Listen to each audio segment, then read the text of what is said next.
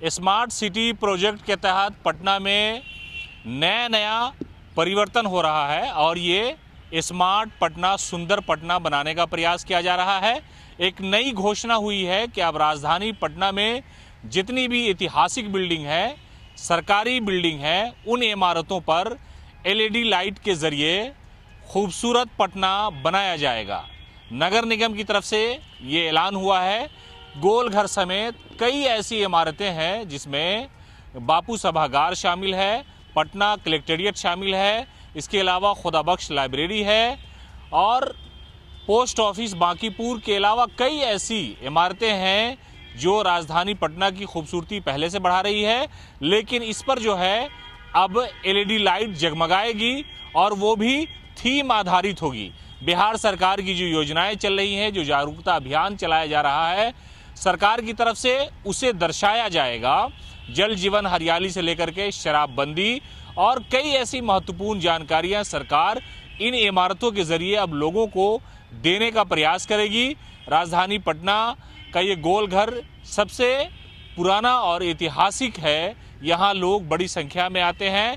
तो शाम के वक्त इन इमारतों पर अब LED लाइट होगी और वो जो लाइट होगी उसमें कुछ न कुछ लोगों को सबक दिया जाएगा, इतिहास की बातें बताई जाएंगी।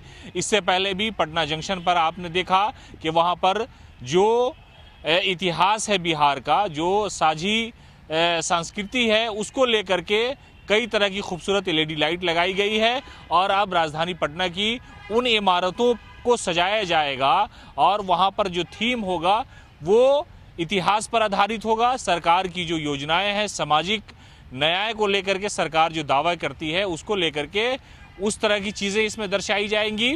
और साफ तौर पे इस बात को लेकर के नगर निगम ने खुलासा किया है और ऐलान कर दिया है कि गोलघर से इसकी शुरुआत होगी।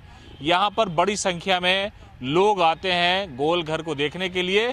तो जब शाम का वक्त होगा, शाम का नज़ारा होगा, तो गोलघर की इन दीवारों पर ऊपर से लेकर के नीचे तक LED लाइट होगी और उस लाइट में जो है कुछ ना कुछ सबक सिखाया जाएगा, सबक बताया जाएगा लोगों को। सरकार की जो योजनाएं हैं, समाज को लेकर के जागरूकता फैलाने का जो प्रयास सरकार की तरफ से किया जा रहा है वो इन इमारतों में होगा। अशोक राजपथ भी कई ऐसी इमारतें हैं जो बहुत ही पुरानी है और सरकार उन इमारतों पर भी LED लाइट लगाने जा रही है और ये सारा थीम पर आधारित होगा। ये सारी जो लाइट होगी वो थीम पर आधारित होगी।